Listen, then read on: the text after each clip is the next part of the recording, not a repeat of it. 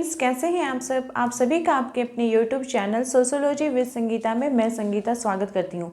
इस चैनल में हम लोग सोशियोलॉजी से रिलेटेड प्रीवियस ईयर क्वेश्चंस को पूरे डिटेल्स में समझने का प्रयास कर रहे हैं। और ये जितने भी क्वेश्चन है ये आपका, अगर आप देख लीजिए तो आपका कॉलेज का जो प्रवक्ता का एग्ज़ाम होता है या फिर यूजीसी एनटीए नेट का एग्ज़ाम होता है उसमें पूछे गए हैं। तो चलिए आज के क्लास को हम लोग स्टार्ट करते हैं। हमारा जो फर्स्ट क्वेश्चन है वो ये पूछ रहा है कि समाजशास्त्र की भाषा में एक गांव क्या है।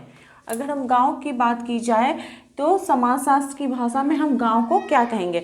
तो यह क्या है, एक समुदाय है जिसके अंतर्गत लोगों में क्या होता है कि हम की भावना पाई जाती है। लोग एक जगह एकत्र होते हैं, एक समान भूभाग में रहते हैं और लोगों का जो समूह होता है उसे समुदाय के अंतर्गत वो रहता है। हमारे नेक्स्ट क्वेश्चन देखते हैं कि समाज बनता है। तो समाज किससे बनता है? व्यक्तियों के संबंधों के जाल से बनता है। यह कथन किनका है? तो मैकाइवर एवं पेज के अनुसार समाज सामाजिक संबंधों का विषय है और यह संबंध जो होता है एक जाल के रूप में होता है, क्योंकि लोग एक दूसरे से आपस में एक जुड़े हुए रहते हैं। तो इसलिए कहा जाता है कि समाज क्या है? व्यक्तियों के संबंधों का जाल है। हमारा थर्ड क्वेश्चन हम लोग देखते हैं कि समाज में किस स्थिति को सांस्कृतिक विलंबना कहा गया है। विलंबना का अर्थ होता है लैग, यानी कि कल्चरल लैग के बारे में पूछा जा रहा है कि ऐसी कौन सी स्थिति है जो कि सांस्कृतिक विलंबना का कार्य करती है। तो इसका आंसर है कि जब एक भाग दूसरे भाग से क्या होता है कि वो पिछड़ जाता है तो उसे क्या कहा जाता है? सांस्कृतिक विलंबना कहा जाता है। हमारा फोर्थ क्वेश्चन है कि जाति की परिभाषा क्या है। जाति आखिर है क्या? तो जाति क्या है? एक बंद वर्ग है, क्योंकि जाति में जो लोग जिस जाति के अंदर जन्म लेते हैं वे ये बाध्य हो जाते हैं कि उन्हें अपने जाति के ही कर्म को अपनाना पड़ेगा, अपने पेशे को करना पड़ेगा।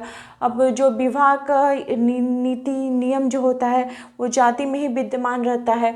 लोग जाति से बाहर कोई भी कार्य को संपन्न नहीं कर सकते हैं। हमारा फिफ्थ क्वेश्चन पूछा जा रहा है कि संस्कृति का विकास मानव पर पाया गया है लेकिन पशुओं में क्यों नहीं। जो संस्कृति है, कल्चर है, वो सिर्फ मनुष्य में देखने को मिली है लेकिन पशु के अंदर क्यों नहीं। तो इसको हम कह सकते हैं कि संस्कृति जो मनुष्य के ऊपर जो विकास का प्रभाव है ये 5 नियमों के कारण पड़ा है। ये जो 5 नियम है, सिद्धांत है, देखने को मिले हैं, जिसमें कि बोलने की क्षमता एवं दृष्टि, सीधा खड़े होने की क्षमता, उसके बाद उंगलियों और कलाइयों की कार्य क्षमता, मेधावी मस्तिष्क, प्रतीकों का निर्माण करने की क्षमता, ये सभी जो क्षमताएं हैं ये मनुष्यों में पाई गई हैं लेकिन पशुओं में नहीं पाई गई है, जिसके कारण उनके अंदर संस्कृति का विकास संभव नहीं हो पाया है।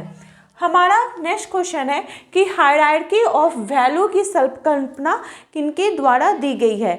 तो हायरार्की इन वैल्यू की जो संकल्पना है ये राधा कमल मुखर्जी के द्वारा दी गई है।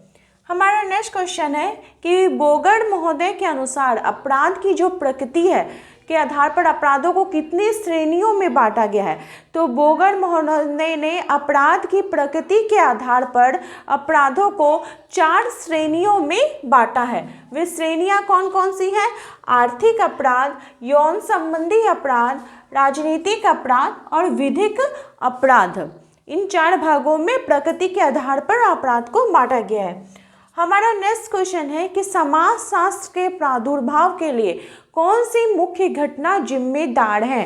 तो समाजशास्त्र के प्रादुर्भाव में फ्रांसीसी क्रांति तथा औद्योगिक क्रांति का अहम योगदान है। साथ ही जो 14वीं से लेकर 19वीं शताब्दी के बीच हुई थी, इसके अंदर वाणिज्यिक तथा वैज्ञानिक क्रांति भी देखने को मिली है। इसका भी महत्वपूर्ण योगदान हम लोग को देखने को मिला है, क्योंकि जब समाज में वहाँ पर फ्रांस की क्रांति हुई, औद्योगिक क्रांति हुई, तो देखा गया कि समाज में को हम विस्तृत अध्ययन करने के लिए इसको हम कैसे अध्ययन कर सकें। तो इसके लिए अगस्त कॉम ने 1838 में समाजशास्त्र विषय की स्थापना की, जिसके अंतर्गत उन्होंने समाज का पूर्ण रूपेण अध्ययन किया। तो हम कह सकते हैं कि समाजशास्त्र के आगमन के लिए फ्रांस की क्रांति और औद्योगिक क्रांति का बहुत ही महत्वपूर्ण स्थान है। आई होप आप लोगों को आज की क्वेश्चंस की सीरीज़ हेल्पफुल रही होगी। अगर आपको यह सीरीज़ हेल्पफुल रही है तो प्लीज़ आप अपने दोस्तों से ज़्यादा से ज़्यादा शेयर करें तथा मेरे चैनल पर नए हो तो प्लीज़ सब्सक्राइब करें। Thank you.